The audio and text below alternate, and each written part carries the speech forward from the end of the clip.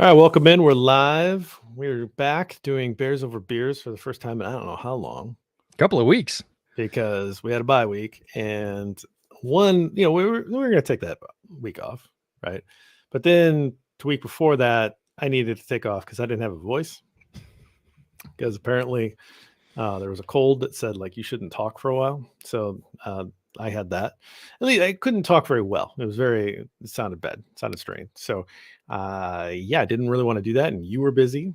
And then it just hadn't really gone away yet by the time the next one went around. So we kind of skipped that, which skipping a Packers loss, I mean, it's okay, right? Like we don't really have to belabor that. It's not that we didn't know it was coming. Let's put it that Well, way. no, but if we could get out of it talking about it any more than we had to, nothing wrong with that, right? Sure. So, what's your shirt? Oh, it's unfortunate that the camera angle cuts off the top half because the top half, leaning the wrong way, says, "I don't believe." And you'd think just looking at that, like, I don't believe in Santa. Well, that's not true. It's actually Santa talking to all the haters. And it says, "I don't believe in you either." So, fine. You don't believe in Santa? That's cool. I don't believe in you either.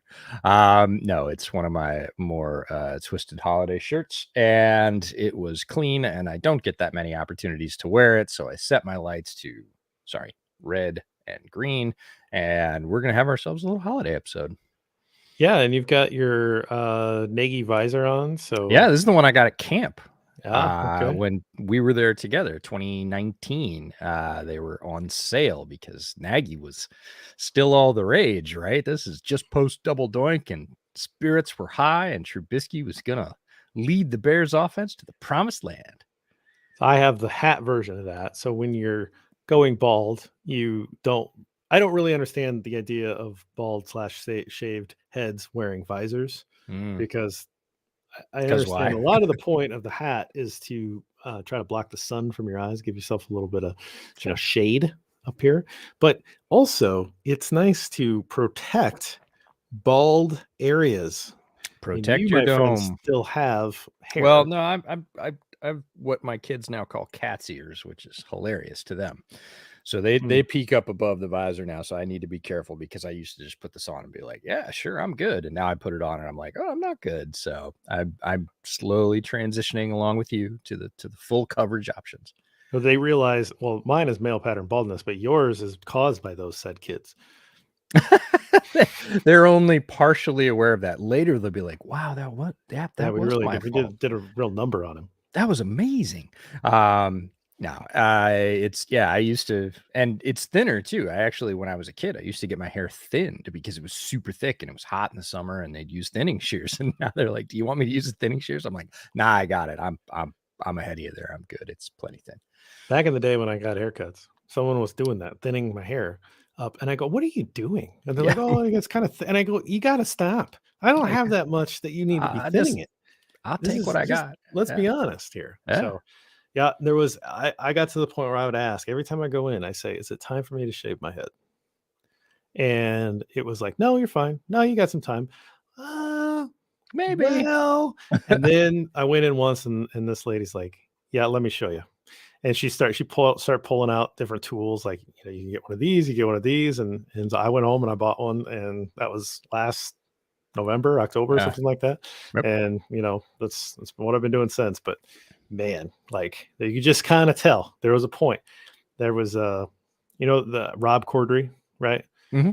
Where he's got that like little tuft of hair, like right here. Mm-hmm. I was kind of getting that where there was like there was this balding part where it was like leaving this little island, right? It was starting to, and it's like, I can't do that.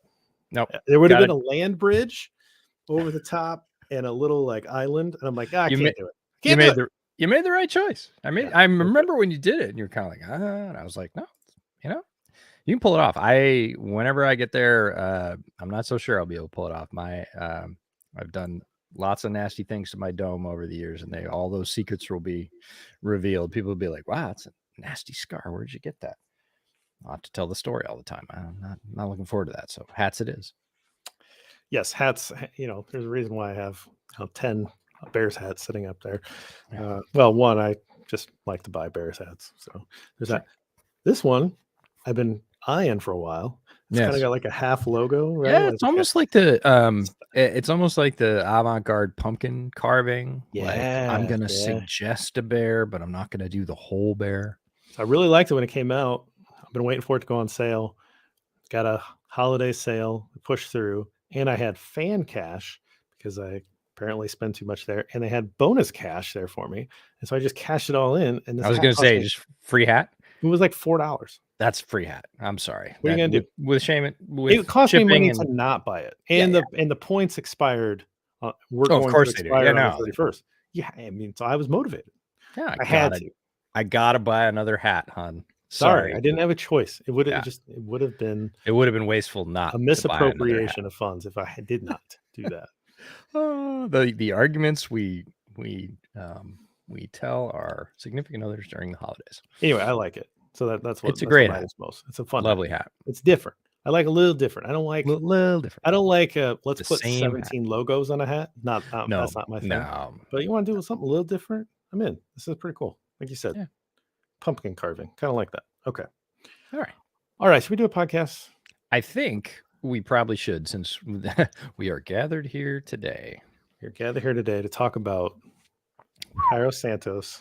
And Oh yeah, this is you guys are in for this. Wait till people hear. Oh my. This is Oh just gonna goodness. further cement my reputation, Yes. which is not good. Okay. I think it's sterling reputation, like Sterling Weatherford. Okay. Welcome to Bears Over Beers. I'm Jeff Berckes, a writer for Windy City Gridiron, and I'm joined, as always, by EJ Snyder. EJ, holidays are upon us. The Bears season is almost ending. How are you doing tonight? I am fine. We get to talk about what's left. there's a lot that's not here. It's kind of like when you go shopping a little bit too late for the presents and you get to the store, it's a little bit picked over. That's sort of the Bears roster right now. The options are not great at certain positions. It wouldn't be your first choice for what you'd buy. But there's stuff and you got to make a decision because there are gifts to be given. So we'll talk about the roster a little bit, and while we're doing that, I will enjoy a holiday ale. My fine wife was lovely enough to get me one of my holiday favorites, Deschutes Brewing from right down in Oregon, Jubile Ale, which is their holiday ale, 6.7 by volume. Says cozy up to the fireside with this festive winter ale full of spice notes, robust malt character, which is what I like about it, toffee, and dusted cocoa, and original since 1988, which takes me back a little bit because I think the first one I had was in probably 91, 93, maybe 93, probably. But that's what I've got. What do you got? How are you feeling? I'm feeling good. I've got this bottle that I've really enjoyed, and I thought I better bring this on before I finish it. So Oh, yes. this is 1792 bottled in bond. It's very difficult to find. You can get the 1792, the basic small batch, pretty much anywhere, and it's a very solid offering for cheap. So it's worth your time if you haven't tried this particular brand yet. I'd encourage you to branch out. That's a really good cork. Let me do It's that. a good Let me do cork. that again for you. Yeah. So here's the thing. All of their variations are very difficult to find now. I believe actually when we were out searching, this was one that we saw, which was we saw the full proof, which I would be very interested in having, just not enough to ship it back to myself from Washington. But this was a find a couple of years ago at a raffle, and I kind of kept it unopened for a while, and I kept kind of thinking about it. And then I recently opened it, and it's an incredibly nice pour. It just, for me, it's a drink straight. Don't need to do anything with it. 100 proof, bottled in bond. For those of you that don't know, basically it's going to be 100 proof. It's basically a government contract. So 50% alcohol, 100 proof. So to me, that's not very proofy. Like that's not like, oh, that's going to be too hot. And so you actually find a lot of nice drinkable bourbons in the bottled and bond category, and they're kind of fun. So if you find them, they're usually a pretty good deal. And this particular, if you find it, you should buy it because it's tough to find, and it's pretty delicious. So 1792. Yeah, it's we did see 3 variations of it at the store we stopped by in Tacoma, which I was by just last night. I didn't go by the store, but I was shopping for Christmas gifts just down the street. And we were having Brett and I were having this conversation about proof, not necessarily bourbons, but just all alcohols, and how sometimes 90 tastes like 120 and Mhm. sometimes 110 tastes like 85. Yep. You know, you can get some really hot ones that aren't, you know, that hot alcohol wise, and vice versa. You can get a 110 that goes down as a real easy sipping whiskey. It's all about character and aging and how it was created. And again, the basic mash that gets put together to build that thing up. But you can't always trust those numbers. Sometimes you're like, oh, it's 90. It's going to be, oh, okay. It's really hot. It is very true. Although the more skilled distillers are going to do a better job of mellowing that out generally, right? So, Generally, it's yes. particularly the ones that are a little more experienced. But yes, this is a good one. So I will enjoy that while we talk about this Chicago Bears team heading towards a high draft pick, at least the top 4 draft pick, given what we're projecting and what we know, and potentially a top 2 draft pick, which would be pretty interesting. So one of the things that we're going to talk about today is Cairo Santos. So yes, Sunday during the game, I tweeted out, I think Santos needs to rethink his point after touchdown approach this offseason. You get to choose the spot. I think he's got an approach that he thinks is consistent, but with 5 missed PATs, that's pretty unreal. So what I was saying there is that the kicker, the kicking team, which is the kicker, gets to decide where the ball is placed. So you can place it in the middle, you can place it on the right hash, the left hash, you can place it wherever you want between the hash marks to set up the kick. And one of the things I noticed with Santos all year was that he had this right hash approach. And I I just find that to be a little odd because the goalposts are the exact same width as the hash marks. So you're lining up right at the right upright when you have it on the right hash mark. And so you have to move the ball in some way. And so I find that to be an interesting choice for when kickers do that.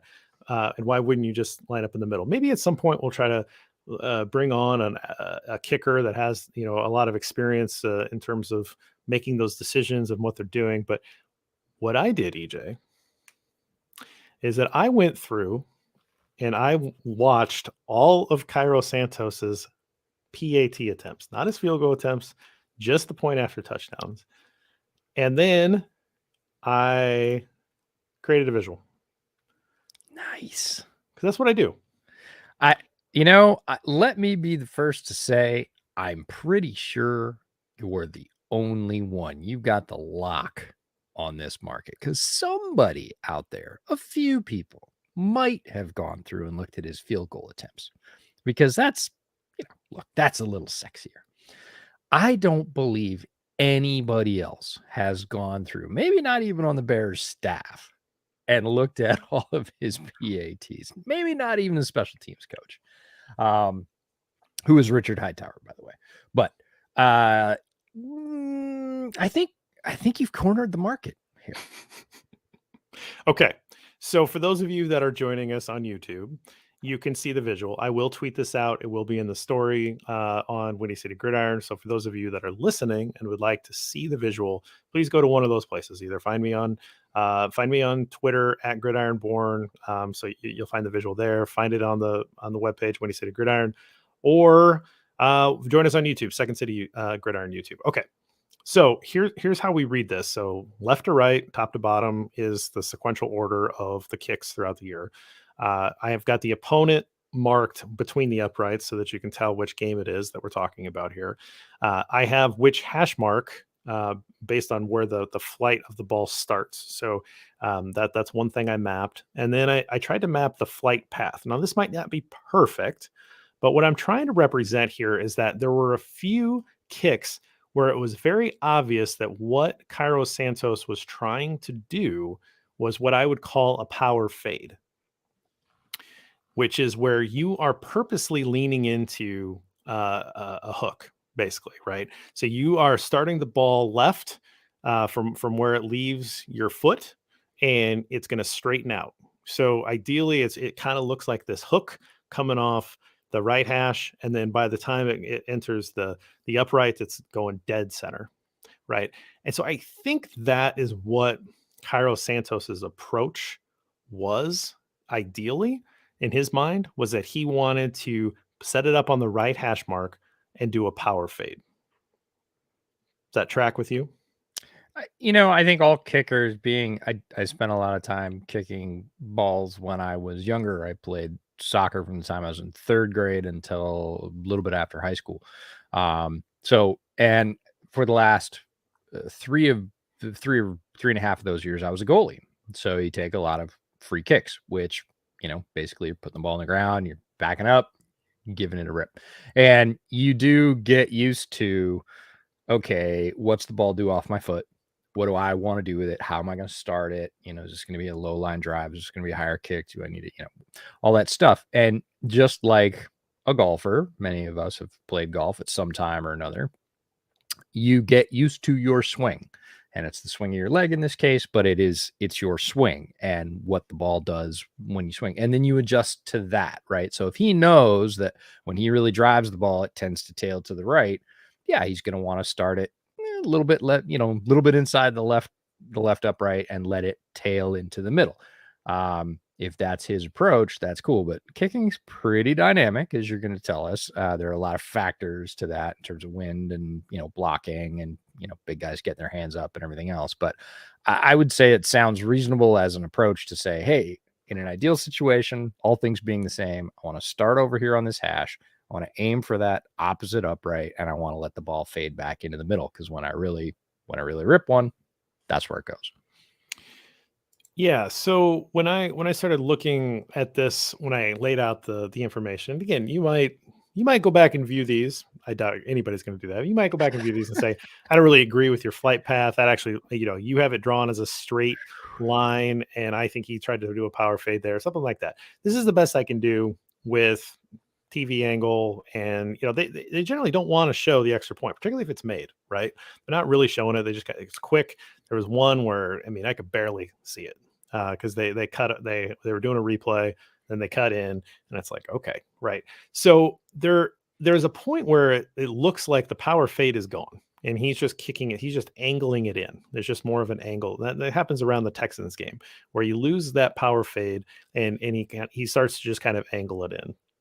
By the way, he missed two kicks in that first game against San Francisco. And I think a lot of people said, well, it was just crappy weather. It is what it is. And I just find it interesting that the first one he missed, he just pushes right. And then the second one he misses, he pushes it way left, right? So there's almost like this like overcompensation because he missed the first one. So he's in his head a little bit, right? Anyway, let's go back to where it seems like he's more kicking straight on. So so maybe he's changed his approach once already. He's on the right hash, staying on the right hash, but now it's just an angle kick in. And that works for him for most of the year. He doesn't miss another one until the Lions game, and it's the last kick in the Lions game. And somebody said, I think it was Taylor said, I think that one might have been tipped. And when I had watched, I watched them all pretty quick. I was trying to map them all out. I didn't see a tip. It was a pretty bad miss, so it could have been, but I didn't see anybody celebrating it as a tip, which is usually a dead giveaway, right? The guy, Yeah. if as a defensive lineman or an offensive lineman trying to block a kick, if I get a hand on it, everyone is going to know. Absolutely, everybody is going to know that I was the guy that influenced that kick, right? And I didn't see that. That doesn't mean that didn't happen. I didn't see that, right?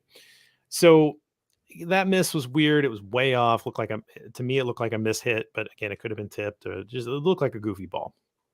And then you go to the Packers game, all the way to the Packers game for the next miss. It's the second touchdown, and he does this where he pushes it to the right, like the first missed PAT of the year, and then similar to the follow up, which was in the same game the first time. It was now the first kick of the Eagles game was the follow up to that last miss. He misses it to the other side. This one looked like a power fade that never faded, right? It just hooked. So those are the 5 misses. And two of them are to the right, 3 of them to the left. 2 of them I kind of feel like power fades that didn't fade. One of them just straight to the left. Maybe you have a different interpretation if you watch it. And that's when I tweeted out, like, he needs to change his approach in the offseason. Now, I don't think Cairo Santos follows me on Twitter. He might, right? He could have a burner. You never know. He could have a burner. Yeah, he may have looked at his Twitter account at halftime and said, you know what? Jeff's right. I do need to think about changing my approach. So he goes out at halftime because kickers don't need to be in at halftime. They really don't. Robbie Gould famously just like kind of stays out and does a little kicking routine during the halftime show. He just dances around people and kicks, just whatever. It doesn't matter. So Santos goes out at halftime and he starts playing with where he's at on the hashes because he realizes like this is weird. Like what's happening? So somebody let's try to give the guy credit here. Alex Shapiro interviewed, and he was also on this. So Alex Shapiro is with Chicago NBC, and so he interviewed Santos, or he has a quote from Santos here, who says, "I feel like there's a glitch with my visuals from the right hash for the extra point. To be honest, I'm not missing any kicks at practice, so technique wise, I don't feel like it's that." So he comes out at halftime. He goes left hash, middle, right hash, and tries to kind of figure out what's going on. And ultimately, he decides to kick from the middle hash for the middle of the hashes. There's no middle hash. The middle of the hashes for the rest of the game. The next 2 extra points go in. No problem. First one's dead center. The second one kind of fades a little bit to the left, but pretty much, it was a very good extra point attempt. So some of the reasoning that he talked about was, his field goals have been fine. Like he hasn't really had a problem kicking field goals. It's just been the PATs. So at some point, it's just this like, it's this set position. It's the one thing. And I think he's just kind of in his own head. I think it's one of those things where you have something that you expect to happen. And I sort of see it as this power fade that stopped happening for him. Mm-hmm. And when the power fade went away, and then he was kind of changing himself and he was angling, and then he's kind of in his head, right? Because if that power fade doesn't work, or if it comes back, then you're actually gonna hook it, right? And so like I think he's in his head a little bit. Whereas when you're just, hey, the ball's placed here, it's a field goal, it's 40 yards, okay, like boom, and he hits it and he's fine, he still nails. But when it's a PAT, it's like a free throw, right? You lose the muscle memory of a free throw. Yeah. Like you're all these things because that's the stripe, that's the line, right? And so I think he's in his head here. And I think that I was hoping that he would figure this out in the offseason. Turned out about 15 minutes later, he figured it out at halftime and he changed the place of where the PAT is going to be. And I think that it's probably solved. So this is just game within a game. One guy battling himself. He's not like he doesn't have the talent. We clearly know that he has the talent. This is just a matter of you got to make an adjustment and you got to recognize it in yourself. I think he did, and I think he's fine. I think this is going to be fixed. I hope so, because 5 missed PATs seems like a lot in a given season. A couple, look, it's going to happen. You can talk about conditions. You can talk about bad snaps. You can talk about, somebody that's 6'7" and has 35-inch arms on the other side gets a paw on it. Like sometimes that just happens. Not all that often. But 5 in a season, especially without consistency, if you'd pushed them all or hooked them all, like, yeah, okay, that's one thing. But we've got, misses to the left, misses to the right, misses that were bending, misses that were straight. And it's interesting that he took it upon himself to go, all right, I'm gonna make an adjustment here, because I think when this happens in other sports, primarily, I love the free throw analogy. That's one I hadn't thought of, but it's absolutely applicable. The other ones I think of are baseball hitters, who for a while are just striping it, right? They're just feeling it, and everybody kind of wants to leave them alone because they're hot and they're hitting everything, and they're hitting all fields and they've got it. And then one day they don't. They come in and then somebody says, are we going from a hot streak to a cold streak, or was it just the other pitcher going off? And then no, 2-3 days in a row, he gets, 1 hit out of 5 or whatever. And you're like, oh, okay. And that's what hitters have to do. But they have hitting coaches that are, that's their whole job, is to come over and say, hey, you were pulling your hips through and now you're not. Like, we need to make an adjustment. And golfers, same way. Golfers hitting it straight, long, and all of a sudden They start putting it in the rough. They start spraying it around. They start doing exactly what you're talking about, of making the adjustment of, hey, I was pulling it and landing it in the middle of the fairway, and now I can't pull it anymore. It's just going dead straight. So now what do I do? Do I turn my feet? Do I come through the ball a little hotter? Like whatever. And they have swing coaches that they go to the driving range and hit a couple hundred balls and try and figure out, okay, what adjustment are we going to make? Kickers, I feel like a lot of people are just like, hey man, it's a kicker. Like he makes it or he doesn't. I know there's more involved in that, but it would be fascinating to me, since we're going down this road, to kind of do like, we're just trying to get sensors in the balls so that we can understand what a first down really is or a touchdown really is. It'd be fascinating to have sensors in the ball, sensors in the cleats. And if you really want to go, full bag on this, like the whole motion capture thing, and see, like, is his plant foot ahead of where it was the last 3 times? Does that cause him to push it? Right. We don't sort of get all that. And I don't think we're going to go into like swing analysis of golfers with super slow-mo and tight angles. But it is fascinating to see that he did change his approach, because 5 feels like a lot. And it does seem to have worked. And we've got a few games left to kind of play out the string here and see if it holds, see if he keeps kicking from the middle, see if they keep going through. And then, yeah, I'm with you. I hope it's fixed, because it should be free points. I realize they moved the PAT back a few years ago, and it's a harder kick than it used to be. But it's still pretty automatic when guys are, 2/3 of their kicks are going in from 50 yards. PAT distance should be an extra point. Like, should just be a free extra point.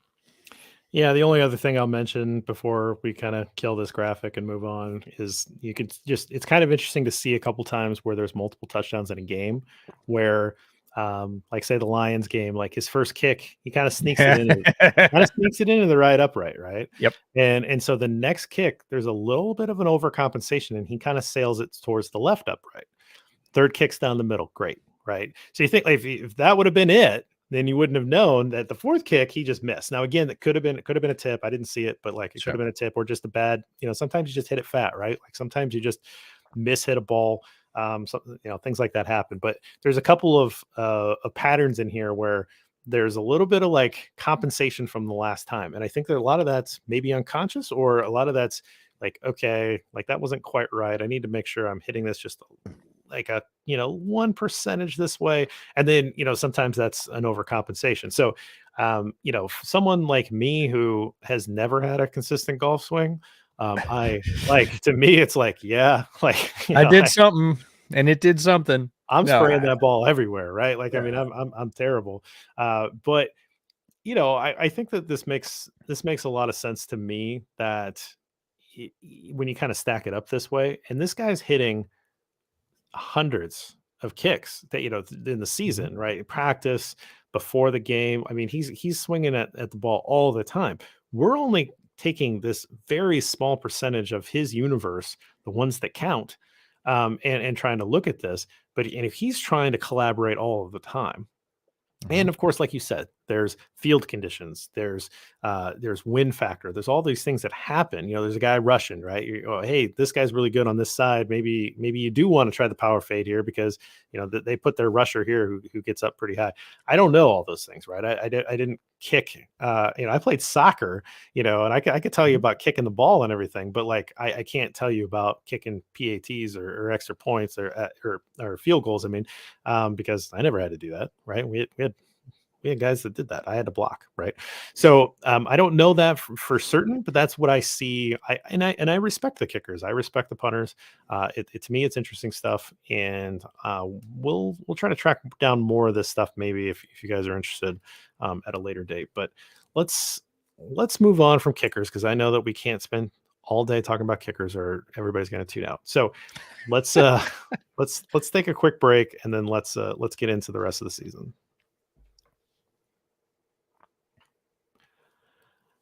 All right, EJ, let's hear it. Let's talk about this Chicago Bears team and what we can expect for the rest of the season.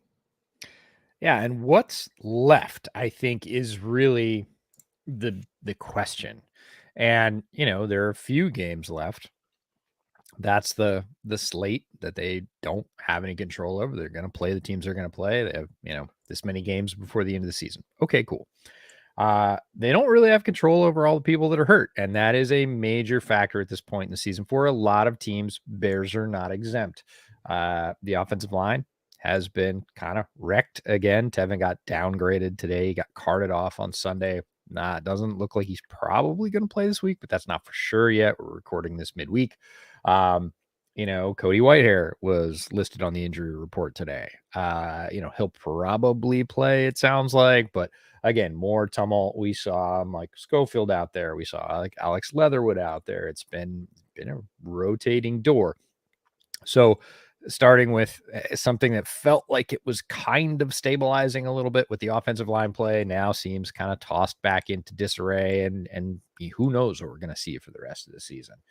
That's one thing.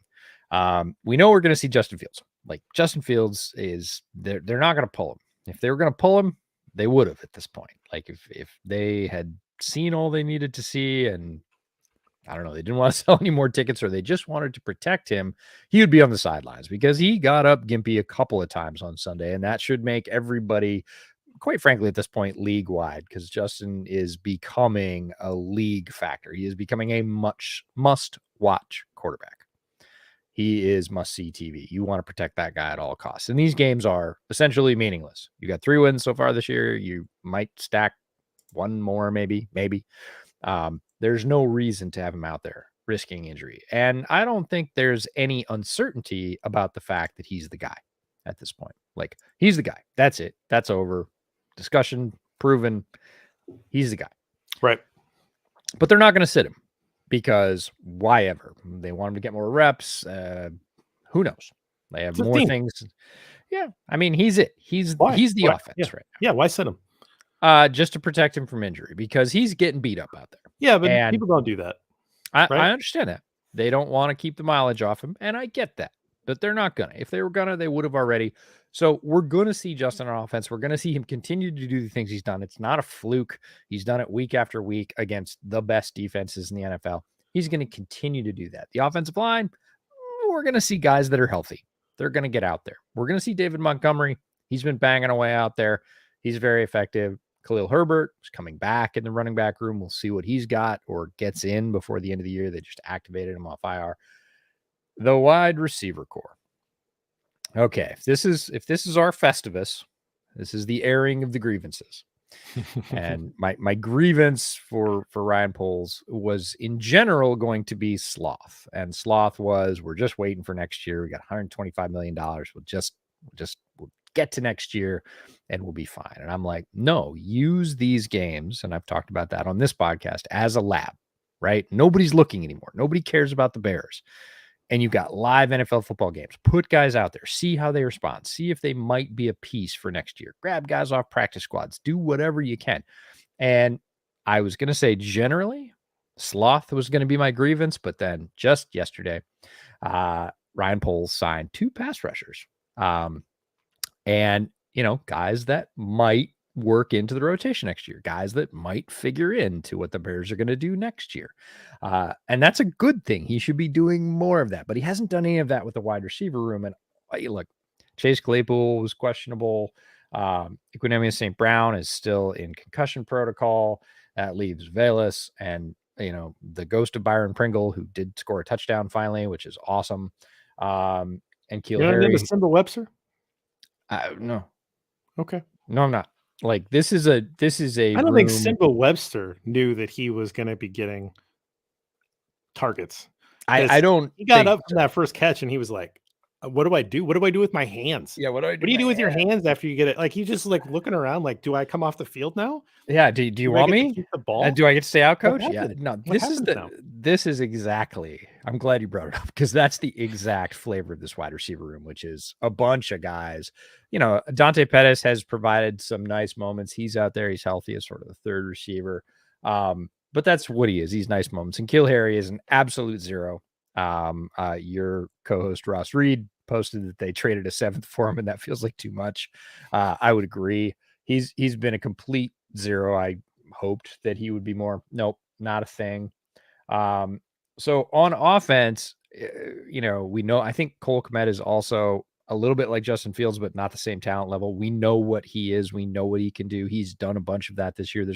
I don't know if there's a lot for him to prove or grow into in these last 3 games. However, there are some other tight ends on the roster, especially on the practice squad, who are young guys, who are athletic, who also some other guys that are a little bit more like Cole Kmet that block a little bit better. I just want to see them. Like, I don't care if you sit Cole Kmet. I just want to see what those guys can do in live action. Can they block? Can they move NFL offensive linemen? Can they beat NFL linebackers in pass patterns? And is that a useful thing going forward? Which one of them might be somebody you keep as the 3rd or 4th tight end? Those are the kind of decisions we're talking about. These are not the splashes. The splashes are going to happen in free agency, possibly trades. You're talking about guys in the bottom 10 of the 53 who are going to support on special teams, who can be maybe a gadget player for a couple of packages of, hey, we've got this one where we really need the tight end to rip the seam. Cole Kmet, yeah, he's not going to burn a lot of people, so maybe we use this faster guy. And there's a couple of faster guys on the practice squad. Let's see what they have. Are they fast enough to burn NFL linebackers, even if it's late in the season, especially if it's late in the season, because not a lot of people are going to watch that film. You can kind of hide stuff, and that's a real advantage for NFL teams. But we have to see, Poles and Eberflus kind of commit to that approach of saying, okay, look, it's over. Like, we're not going to win a lot more games. We're just going to put these guys out here across the board, not just because of injury, and see what they can do. And so if my grievance is sloth, it's about that. It's time. Like, get them in there, get them live downs. We talked about the offense. What are your feelings about the offense? And then we'll flip to the defensive side of the ball. Well, I think what's interesting is that Khalil Herbert's coming back. You assume that he's going to, as file accounts, sounds like he's going to come back in and reestablish his role as the number 2, and I'd like to see a more even split in terms of carries. I've talked about that a lot. In terms of touches, it can still be David Montgomery. I still like him out of the backfield as a pass catcher more, and I like him a lot, actually. I think they should start using David Montgomery more in the passing tree. So, but I want to see the carries be at least 50-50 split, because Herbert is an explosive play waiting to happen, and that's the kind of thing that you want to feed volume to that kind of guy, because you want those chunk yardage plays. And I really like him. I think he's a really good running back. He has to probably do some other things to maybe get to the point where he's a complete back, and I understand that, and that's fine. But as a pure runner of the football, really love him. So if you have Justin Fields, Dave Montgomery, and Khalil Herbert healthy in this offensive line, who doesn't really pass block particularly well, let's at least see some solid run game down the stretch here. It'd be interesting to see if Justin can get the record. He is only the 3rd quarterback with 1,000 yards rushing. He's got 3 games left. He's going to pass Lamar Jackson's number 3 all-time season. It's like 1,005. So one more run, he'll get that. Michael Vick has 1,039 yards. So 1 or 2 more runs for Justin Fields might get that right. You never know when he's going to hit that big chunk one. And then 1,206, I believe, is the record for Lamar Jackson. So why not? Why not get Justin Fields in the record book? That's kind of my thinking. Why not? He's already, and this is being set. People, well, first of all, he missed the start, so it will be, we assume 16 starts for Justin this year. But this, early on in the year, he wasn't really doing this. This isn't something that they had designed. It took till the mini bye for them to unlock this feature of Justin Fields. And so he's doing this in a condensed form as well. Whereas Lamar, they leaned in pretty quick when he got those 1206. Now, you hope that Justin Fields isn't forced to carry the ball this much ever again in his career, and that's fine. So here's his opportunity to have a record. Let's do it, right? Like, he already has the most rushing yards for a quarterback in a regular season game. Why not in a single season? Let's do it. Let's lock him in the record books. So that's really, more than anything, what I'm interested in offense. And if Chase Claypool comes back, I'd like to see if that develops a little bit more, because he is part of this future plan. Anybody else that Justin's throwing to, I have zero confidence that they're coming back next year. And Cole Kmet, and I'm talking about wide receivers. Yeah, and rightfully so. I think a lot of Chicago fans are right there with you and hoping that's the case, that they don't have to see the majority of these guys again. There are some exceptions there. We can talk about those, but let's flip over to the defense. Defensive line is a huge need for this team. They've got some good young guys, but they have, absent some other talent to hold the load or carry the load of the defensive pass rush. They've not been able to do that. Dominique Robinson, Travis Gibson, Al-Qadim Muhammad came over from Indianapolis. None of those guys are lighting it up by themselves. They are complementary rushers right now at this point of their career. Doesn't mean they won't ascend to a different platform, but they have not showed that burst on their own of I can carry the load, like build around me. Nope, you need to put a guy ahead of me that has that kind of talent where the offense has to pay attention to him in the way that we had previously with Khalil Mack or even Robert Quinn last year. Don't have that right now, and these guys have not ascended. Not saying it's their fault. I'm saying that's where they're at. So don't be surprised when the Bears get defensive line help, whether it's through free agency or the draft, high in the draft. They're going to do it. They need help at DT as well. This is not just the edges. So, Justin Jones has had his moments. Armon Watts has had some nice moments coming over. Had a little bit of trouble. He's new addition to the injury report, I think, today, but it sounds like he'll play. But none of these guys are like, wow, that's a foundational piece. You're going to put him there and put 3 pieces around him, and it's going to be amazing. They're all rotational pieces. So they need a bunch on the defensive line. Linebacker, obviously, Roquan Smith moving on was the big news. Jack Sanborn's ascendance. Now he's out. He's on IR. So, we're looking at Nicholas Morrow. Joe Thomas played really well against the Eagles. And I think Joe Thomas and Matt Adams have 2 of the plainest names ever. Joe Thomas and Matt Adams. It's very easy to sort of interchange them or imagine their former presidents or whatever, but they're both good football players. But I really want to see Sterling Rutherford on the field. And I don't really care if he busts a bunch of assignments. I want to see, can he blitz? Can he cover? Like, what can he do? Is he going to be here? Is he a special teams demon only? Got the opportunity now. It's not like we're taking reps away from a developing player and Jack Sanborn. Kind of know what the other guys are, and they're fighting for their NFL lives. I'm not saying, take food off their plate. I'm saying at this point, see what you got in a very physically talented guy in Sterling Rutherford, who's a rookie. And then the secondary is, throw a stick and somebody's going to be hurt. So Eddie's out for the year.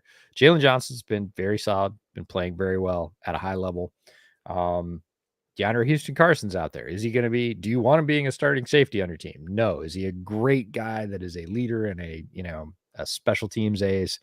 Really took over the mantle from Sherrick McManus when Sherrick McManus moved on, of that sort of alternate safety. I can play if you need me. I can lead on special teams. That's his role. He's out there starting. Got an interception. Great guy. Is he a starting caliber safety in the NFL? Hopefully not. Hopefully you've got somebody with a little bit more talent back there and a little bit more playmaking ability. But there are some young guys, AJ Thomas, and I go to the depth chart at least once a week now with all the injuries and say, what number is that? What name is that? Josh, who's Blackwell? Josh Blackwell. Okay, yeah. All right. Elijah Hicks is in there. AJ Thomas. Jaquan Brisker's had a very fine rookie season. He has showed that he will be a fixture. I think Kyler Gordon in the same way, once they decide where he's going to be, has shown enough talent to be out there in the starting 5. What they do with Eddie when he comes back from injury, contracts is probably back. Okay. Jalen Johnson, cool. So maybe one more piece in a healthy secondary looks pretty good, but linebacking needs help. We need reps. Obviously, Sanborn will be out there in some capacity next year, and that's a good thing. That's a fine thing. And with more help in front of him on the defensive line, that's cool. So the guys I referenced earlier, Terrell Lewis, who's a guy we saw at the 2020 Senior Bowl, guy from Alabama, spent some time with the Rams, had some trouble with injury at Alabama and again with the Rams, but has shown talent, has shown ability. And again, as a rotational rusher, he's not that preeminent alpha piece. He's not likely going to come in and be that attention getter on the defensive line, but he could be in rotation, and a very talented one at that, with guys like Travis Gibson and Dominique Robinson. And the other one is just a pure flyer, and I love this. This is a dart shot. This is a guy I saw at Cal the year before he came out. His name's Kony Deng, and he is very much in the mold of the larger, longer, rangier linebackers that the Bears seem to have taken a shine to. He's got extremely long arms. He's really tall. He had a very good second to last season at Cal. And then his final season at Cal, he got hurt very early on, did nothing, and went into the draft with absolutely no fanfare, went undrafted, and just kind of got forgotten. And it happens. It's a happenstance of timing, of injury, of anything else. And he's kicked around. He's been picked up by several practice squads, but this is a pure like, hey, yeah, throw a chip in there, see what you get. Like maybe he's healthy now. Maybe we can use that. I think it's like 35.5-inch wingspan. He's like 6'6", like 240. Maybe we can get creative with a wild card like that off the edge. Maybe he can bring us something. And these are low risk moves that you need to take a ton of, because people are like, well, what if he doesn't work out? Well, he's probably not going to work out. That's what the stats say. But if you do 6 of these moves and you get one guy that's a contributor as the 5th guy in the rotation that makes the 53, whether it's a 5th wide receiver that turns into a punt returner or a 5th defensive end that can come in and give you, 2 or 3 sacks a year as a rotational guy and bring some fire and brimstone, add some pressure. Like that's a victory, because you got them for nothing. You're just trolling through what other people haven't been able to make work. And Ryan Poles and his staff should be doing that every day, because this roster is not good enough to stand pat on. So that's my hope. Watching the defense for the rest of this year, if we're talking about the actuality of the product on the field, good luck. They've done really well for what they've had.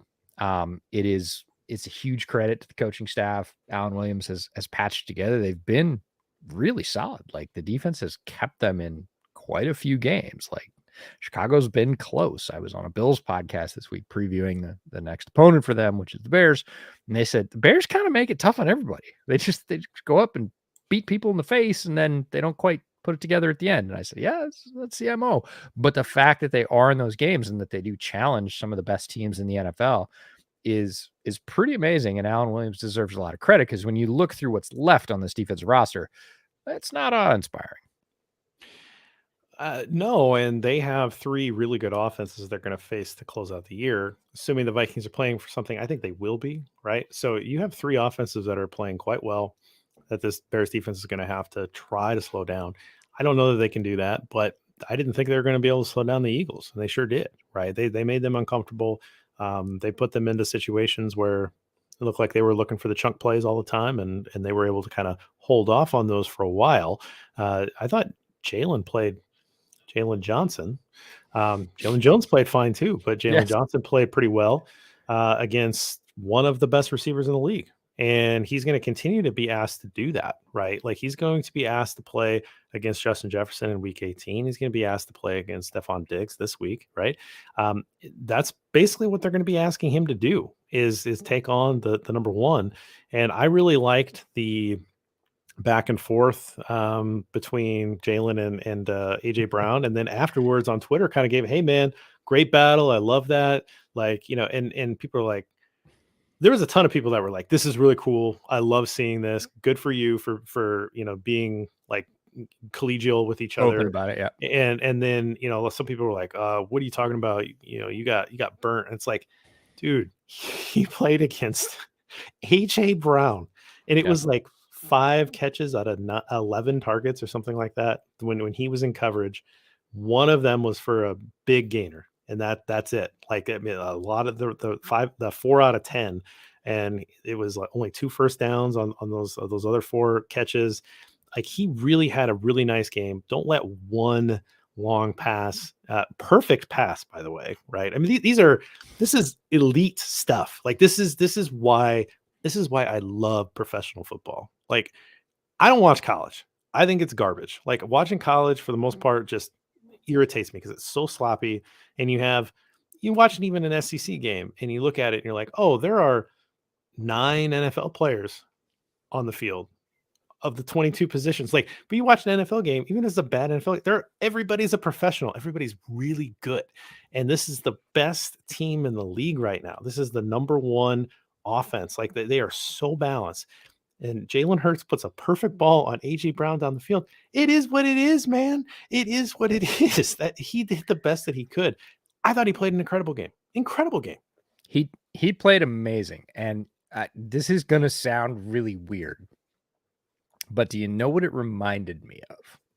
Let me hear it. Walter Payton. Okay, explain. Yeah, you're like, that does sound weird. So Walter Payton, like most people that are familiar with Walter Payton are familiar with end of career Walter Payton, right? And the highlights come from throughout his entire career, but he got recognition and team success at the very end of his career.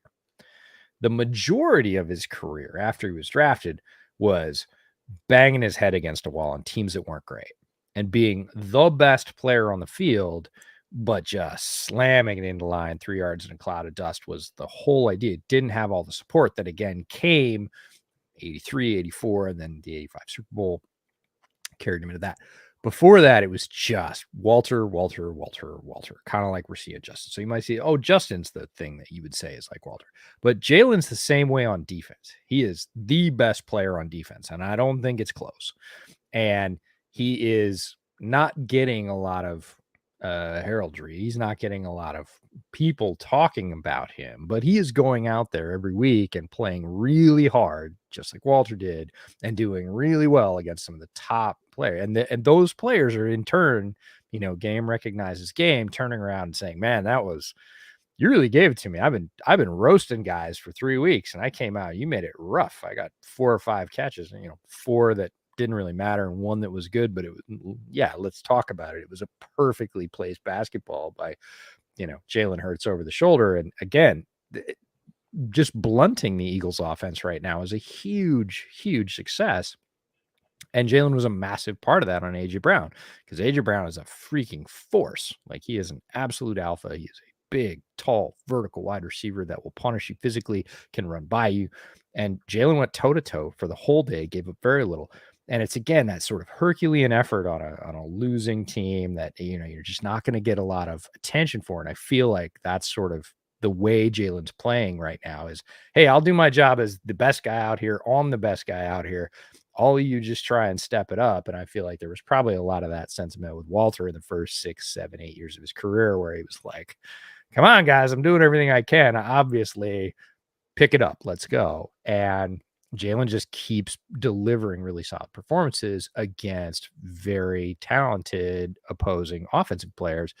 Doesn't get nobody lists him in the top even 5 or 10 cornerbacks in the NFL. And he plays like it. Yeah, and then in terms of the rest of the stuff you talked about, again, people banged up and all that kind of stuff. This is Ryan Poles is going to absolutely spend like crazy, either free agent dollars and draft capital to try to rebuild the trenches, both sides. Right, I think that's very clear. He's got to make another acquisition, wide receiver. We'll see what that is, but he absolutely has to build through the trenches here. We talked about it a few weeks ago on Bear and Balance with Lester, and what I said was Justin Jones, nice player. And if he's your 4th best defensive lineman, you feel pretty good about that. If he's your 3rd best defensive lineman, okay. If he's your 2nd, you're in trouble. He is the Bears' best defensive lineman, and it's not close. Yes. And it's like, that's not good. Nope. Who leads this team in sacks? Do you know? I know. I would say with what's left that it's Jones. Jaquan Brisker. Really? Look at that. Oh, 3. Well, okay. He's Jamal Adams light. That's not good. You don't want your rookie safety leading your team in sacks.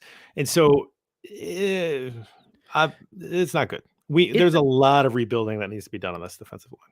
Yeah, and it's a very similar argument to what we talk about all the time with the wide receiver room, right? Like Darnell Mooney, everybody's like, is he a 1? You're only asking that question because you don't have one. If you had a 1, if you had an AJ Brown, you wouldn't be asking if Darnell Mooney was a 1. You'd be saying, man, he's a really good 2. Yep. Or 3, depending on how that works, right? So when you go and get the 1, it makes the players behind him or also in the lineup with him, if you want to put it that way, better, because now Darnell Mooney plays in position or in role, right? You have your 1, and Mooney becomes a very solid number 2 or 3, depending on where you want to play him. And Chase Claypool becomes the big slot where he's had success, and it just makes all the dominoes fall into place. And the defensive line argument you made with Justin Jones is the same. Exactly. You go out and get your penetrating 3-tech, and Justin Jones is the rotational guy that keeps him fresh. He's a really good rotational guy. He is going to bring you some pressure on those quote unquote backup downs. And that's exactly what you want. So it puts him into the proper role. Where did you say, hey, you're the star of the show, man, go carry the load? He tries really hard. And I don't want to say he's a try hard guy. He's a talented player in the NFL. You just talked about it being the best league on the planet. It is. He's a very talented guy. Is he an alpha on the defensive line that's going to, command double teams and attention? The answer is no. So is he better off as a 2 or even as a 3? 100%. So you talked about Poles spending money. I think a lot of fans don't realize that, there's all this cash. They do get that idea. They don't understand that there's a minimum, there's a floor that the Bears have to spend to. They can't just not invest that money. By the CBA, there's a minimum amount of that money that they have to spend, and it is a lot, right? So there are going to be some fat contracts handed out, and there's not that many guys to extend. All the guys you might have extended are gone, right? You're going to be looking at a few 2 to 3 players that you might extend, and all the rest of that is new money in new contracts for guys that you trade for and bring in the offseason, or guys that you sign in free agency, and they have to spend that to get to the floor. So there will be a lot of new names. There will be a lot of money thrown around by the Bears in the offseason because there has to be. And ideally, yes, the defensive line will be almost completely rebuilt. That's 2 to 3 hierarchical players that will fit within the top, say, 4 of the overall that the Bears have now. And that's a lot of movement. And you could see similar movement on the offensive line. You could see 3 new high-priced offensive linemen, whether it's highly picked in the draft or whether it's 1 highly picked in the draft and 2 free agent additions. It just sort of depends on how the market falls. But everybody knows a couple of things. The Bears have a shitload of money that they have to spend. All the agents know it. All the players know it. And they have a quarterback. Mm-hmm. And those are 2 things that people consider when they're looking at destinations. Is, do they have the guy that can, do they have the most important position on the field taken care of? And can they pay me? And the answer is yes and yes. So there's not going to be a lot of people that are like, meh. Like, anybody that wants to sort of exert their influence over what Chicago could be or the success it will achieve is going to give Chicago a serious look, because before it was sort of unserious football. I was like, yeah, you might offer me the richest contract, but am I going to win anything if I come to Chicago? And the answer was, probably not. And the answer now is, maybe, right? And if I think I have that builder's mentality, you got enough cash, I think Justin is the guy. All right, let's do it. I'll help. That's that Jacksonville tax, right? Where the Jags had to overpay guys to come down there. And let's not even forget like the Florida tax implication stuff that was a bonus for them, right? They had to way overpay. So they would just wreck markets. Like they wreck the wide receiver market by giving Christian Kirk all that money. People are, 100%. Actually it's pretty good. No. That was a ridiculous contract, right? Wreck the market, and everybody behind Christian Kirk had to wait a little bit more because they're like, hey, I'm worth this now. And the team's like, no. That just is what it is. It's the Jags. You can't count that, right? That's because they have to overpay to try to get guys to come down there because they weren't proving anything that they were ready to compete. Like you're saying, people know once you have a proven quarterback, you go there, yeah, you're going to get paid. That's important. But also you're going to be in a big market. You're going to go play a lot of primetime games. You're going to win a lot of football games because you got that guy now, right? Those guys want to win, but they want to win because that leads to more bigger contracts, more recognition.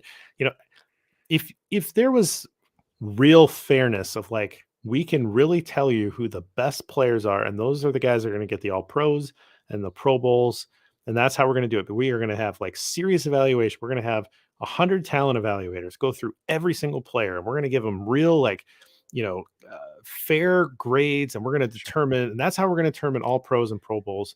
And that's not how it works, dude. Like, it's not how, even close to how it works. It's narrative driven. It's, you know how many Eagles are going to make Pro Bowl this year? A ton. Now, A lot. good players, really good players, deservedly so. But are some of those players better than some of the players that are on these really like you said, Jalen Johnson, perfect example.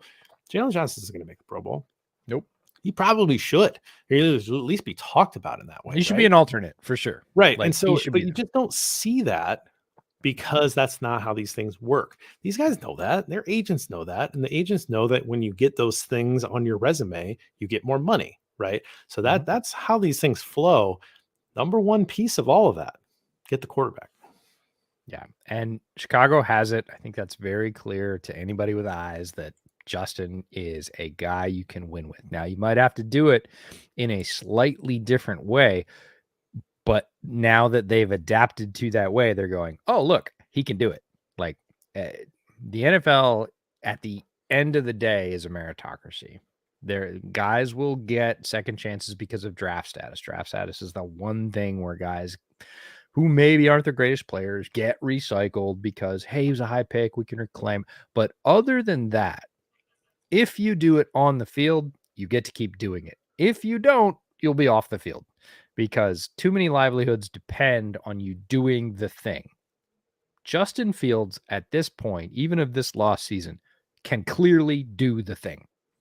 Like, he could do the thing. Now, the thing has to be packaged in a certain way, but that's true of all quarterbacks. All quarterbacks are system quarterbacks. Once Luke Getsy rejiggered the system to play to Justin's strengths, boom, we see the Bears offense able to score on anybody. Yes, it's via quarterback runs. Doesn't matter. Points are the same. He can still throw a crazy deep ball. Some of his stats about offensive efficiency and accuracy on balls past 15 yards are ridiculous. Yeah, intermediate and deep throws. Yeah, really because good right now. people are like, oh, he can't throw. I'm like, he's not great at throwing short, which Doesn't have the quick game down. Okay, a we lot of the agree. league prioritizes this. So when you Right. see Justin kind of just step out and sidearm it to a back and it dumps out, they go, oh, he can't throw. The answer is no. You give that guy a little bit of protection and a 5-step drop and ask him to make one of those Jalen Hurts type throws to AJ Brown. He's actually among the league leaders. He's in the top 10 for those throws. He doesn't get to do it very often behind this offensive line. But again, you build the offense, and the Bears have done that. It's very clear at this point. Justin can do the thing, and players are going to know that. Players know who can play. And they also know it's no surprise, and so do their agents. Chicago's got bag, and they have to spend it. So if I believe I can be part of starting something here, I'm going to give that offer fair credence. I'm going to be like, yep, they're one of the top two because they're going to pay the most. And I'm going to start for sure because the roster's not that good. There's not a lot of competition. And man, have you seen Justin? Like, Justin's the dude. I would like to play with him or for him, get the ball back for him, whatever it is. So those are all things working towards next year. And the other thing is the thing that the Rock Pile Report guys brought up of, man, like, who would you credit with the fact that the Bears are punching people in the mouth, even though they only have 3 wins? They're not likely to win any game, but they come out every game and make it tough for people. I said, really? I think that starts at the top. That's Eberflus, and that's culture, right? That's, yeah, we're probably not going to win. Doesn't mean we're going to roll over. And if we do all these things, we might. So let's go try. If you have those 3 things, like, you're set up pretty well for the next year. Now, they have to do it all right. They have to make good picks with the draft picks they have. They have to make smart free agent contracts and walk away from ones that aren't smart. They have to do all that stuff. If they do, they've got the guy, they've got the culture. You add some weapons on both sides of the ball. Let's go. Excellent place to end it. Here.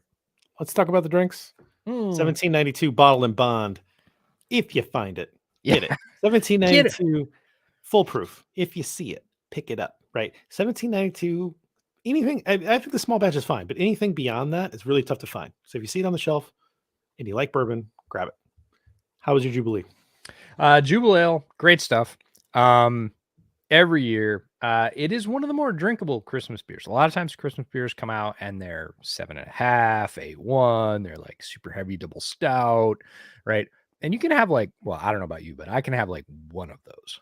And then I'm like, something a little lighter would be better, like 5, 6%, little clearer, maybe a red ale, something like that. No, for a very dark, toasty, chocolatey sort of wonderful winter ale. I don't get the spices so much, which I actually like, because when things say with spices, especially on beer, I'm like, not That so is the much. scouting report on you. Yeah, You are don't not a spice like fan. the spices. So they say spices on the label, but you don't taste very many of them. Only 6, 7. I realize that maybe double your favorite beer if you live in Colorado, but drinkable holiday beer. It's nice. It is one I'll pick up. I really appreciate Deschutes. Really good brewery. They make Mirror Pond and Obsidian, all kinds of great other beers. But Jubilee, you always know it's Christmas, right? You always know it's the holiday season when you go to Costco or wherever and Jubilee's out, or you see Slayer from Ninkasi right after Thanksgiving and you're like, yeah, all right, it's Christmas. So a couple of my favorites, Jubilee and Slayer, but good stuff. That's my first Jubilee of the year and I'm happy to have shared it with you. Well, good stuff. Well, enjoy the holidays, EJ. Enjoy the holidays, all of you listening. Really appreciate you sticking with us for this season. We know that this has not been the easiest season, but I think it's kind of fun. I know I keep saying that kind of stuff, but it's kind of fun to watch this team grow and build around Justin Fields and see that maturation. That's been a lot of fun this year. And then seeing little pieces that we're going to see into the future and what that looks like. So hopefully you've enjoyed that. And thanks for sticking with me through the kicker talk too, because I know that's not for everybody, but I find this stuff kind of fascinating. I like all aspects of football, kicking and punting included. And so that stuff's kind of cool as well. I am looking to just try to finish out the year before we start our off-season projects. I don't have anything crazy going on. Anything going on at Bootleg? Yeah, it's winding up right now. I wish it was winding down. It just feels like in terms of the calendar and everything else going on in life, it would be really nice if this was a lull. Instead, it's this weird tidal period where we're pushing really hard to get through the end of the season. We're keeping up with our weekly podcast. The new one just dropped today, Wednesday, for the week 15 recap. We'll, of course, be doing a live stream for Thursday night games as long as they continue. So we'll be on tomorrow night with the Jags and the Jets. But we're already leaning into, hey, we got to get to the Shrine Bowl. We got to make some reservations for Vegas. We got to talk about when we're going to start doing our draft podcasts and all that stuff. So it's sort of double duty right now when you wish it was maybe half duty. A lot of people are like, hey, I've got the week off between Christmas and New Year's. What are you doing? And you're like 16 things. Coffee maybe. So it's I'm not going to complain. It's the life I've chosen, and I do love it, and it's a lot of fun. But it's really busy right now until the season slacks off a little bit. We will be intermingling the All-Star games, and then probably going right to the Super Bowl. I don't know that I'll be home in between those because it's like a 14-day stretch or a 12, 13-day stretch or something like that. So I'm trying to get that all set up, and then it really becomes just, hey, the regular season is over, the Super Bowl's over, just back in the cave, grinding away, getting ready for the draft. We'll probably still have weekly podcasts during that point. But really setting up, we will be in Kansas City for the draft. So that's kind of on the horizon lurking. Nice. But for right now, it's just really, hey, how do we get this thing kicked off? And how do we close the other thing out at the same time and do justice to both? Well, I will try to come down and see you in Kansas City, since that'd be awesome. 3 hours away from me. So I'll come down there. We'll do some barbecue. Yes. We will figure that out. I know it's going to be insane and all that kind of stuff. It'll be fun. I got a guy. I got a guy. I got a guy. He knows. So the things. two guys the two offensive linemen that I texted you about on Sunday that I ended up watching the game beside in Buffalo Wild Wings were both from Kansas, by the way. So one of them was Butler Community College, and the other one is a former offensive lineman at Hutchinson Community College, commonly known as Hutch, which is where Alvin Kamara went, and JPP, and a bunch of guys. So Kansas JUCO, rich and fertile ground. All right, there's a cow joke in there, but like we'll leave it at that. Okay, so thanks everybody for joining us. We'll be back next week. We'll find another angle, and we'll stick with you to close out the year. And appreciate you joining us. Until next time. Bear down. Take care. All right. Yes.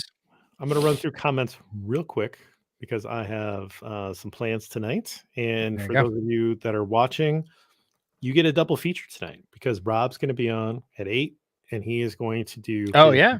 Insanity where he does the all 22 and he is there for like 5 hours. And I don't understand how it's possible, but the man works on a different level than the rest of us where he can just live stream forever and does it regularly. So if you're into that sort of thing, he's on at 8. If you've never tried it, you should, because it is pretty interesting and he does a great job with that. So I'm going to run through comments real quick, just to make sure we're not missing out on anything. No, Ron, don't do that. That's not cool. He's not Parky. Josh, sounds like Josh is a former kicker. Kicks are so much easier down the middle. I mean, I would think so, but again, like he probably knows and he probably had this thing kind of like ready to go. It just kind of lost it. I think he lost that mojo of that spot. I find it kind of interesting. I also find it fascinating that I totally I called it out. And then he did it. It's something that I noticed all year that he chooses the right hash because I just find that interesting, right? So right hash keeps missing. He missed 2 in a row, and it's like, man, it's so weird. This right hash. I've seen the like power fade. I hadn't really put it together. It was just this like unconscious thing that was building, and I just put it out into the Twitterverse, and then he comes out, and the next PAT is down the middle. I was like, okay, I gotta look at this for Bears over Bears. Like I have to look at this because I think a lot of happened. fans don't know that the team gets to choose. Like, I think if you asked 100 NFL fans, just random sample, if there was such a thing, hey, Right. where does the PAT get aligned? Is it where the touchdown was scored? Give them a couple of answers. I don't think 80% of them would get. They can line it up anywhere they want to. So Right. the distance is set, but the anywhere between the hashes is their choice. Like, there's not a lot of times like that in sports where you're like, I get to choose Right. what I'm gonna do. Like, there's a rule. It says if you do this, this happens. Well, you score a touchdown, you have to kick you get this like range of places to do it from, and it's completely up to you. Just like, tell us where you want us to line it up. Like, I don't think most fans would get that. Yeah, it's kind of interesting. Again, kind of a weird thing. I haven't seen any fine about the Sue thing. I know he was No. going for a strip sack and he hit him in the head. I'm sure that's his defense, but it's also Ndamukong Suh. And also, by the way, incredible follow on Twitter. Like 100%. not even joking. Like this guy, Ndamukong Suh, really great for like financial stuff. Like he's very interesting. Do you know where very he's from? intelligent person. Well, I mean, I know he went to Nebraska, but I don't know where he's from. No, before that. No. Where he grew up. Mm-mm. He's a Portland guy. Okay. Yeah. He's he also was a swimmer and a diver. That I did know. Yeah, and he ended up hanging out like as a sort of I don't want to say celebrity, but like as a like one-time coach for a friend of ours daughter's diving team from Portland. Cool. Like, Ndamukong Suh came by and was like, hey, I'm into this stuff. Like, I'm into swimming and diving. And they're all like, don't you play in the NFL? Like, yeah. Enlightened dude. I like him. Like I really do. He's just, kind of beyond the whistle kind of guy, which okay. Yep. But defensive lineman is what he is. Sure. I've got a little excited. I'd like to see some Ja'Tyre Carter. I'd like to see what he does. Maybe not this year, like what we'll see, but like see what he can develop into next year. Absolutely. Doug Kramer, a little less excited about. I to be honest, maybe he can develop into a backup. But to me, I would really like to see them use a draft pick on one of those very interesting centers that are looking to sort of rise to the top. John Michael Schmitz is the guy that everybody's drafting in mock drafts. Minnesota guy, I'm in on him. I've already developed a draft crush before the draft prep has started. We'll put it that way. That's where I'm at. The one watching the Jacksonville game last week, and Luke Fortner, of course, is starting for the Jags and has been pretty much all year. And I'm like, yep. How many centers have we done this with, EJ? At this point? But I was like, Luke Fortner, I knew. Yeah, you were on him. I remember. Yeah, Luke was one of those guys, and I really thought at worst he's going to be a very good backup center. At best, by midseason, he's going to be starting. He started from early on in Jacksonville, and he's going to be the pivot on that line. He's going to be he's going to be Trevor center for the majority of his early career, and barring injury. And just one of those guys that you just looked at and thought, man. And I thought, God, what the Bears look like with Luke Fortner. Now, he did get drafted a little bit higher than I thought he would. By the time the process finally concluded, more people were on that bandwagon, and he did go.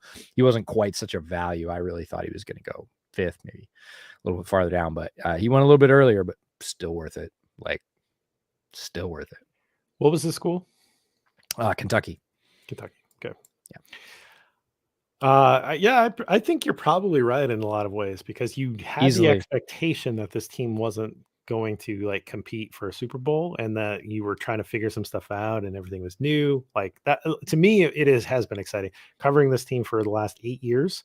I would say, for the website, and 4 years here in this podcast, I would say that it's been, I mean, to me, I don't know about exciting, but it's been one of the most interesting, because you had those expectations. Whereas, maybe our first year, the 2019, boy, that was disappointing.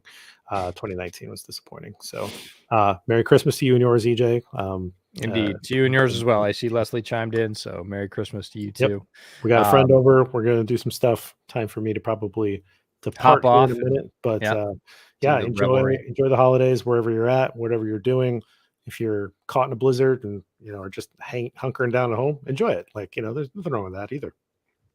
Yeah, for sure. And thanks for spending some time hanging out with us during a very busy time of year when there's lots to do and lots of people to see. We hope it's enjoyable and engaging for you, and that you have a good time with them and good time with us. And we really appreciate you swinging by to spend some time with us. Yeah, thanks everybody. We'll see you soon. Take care.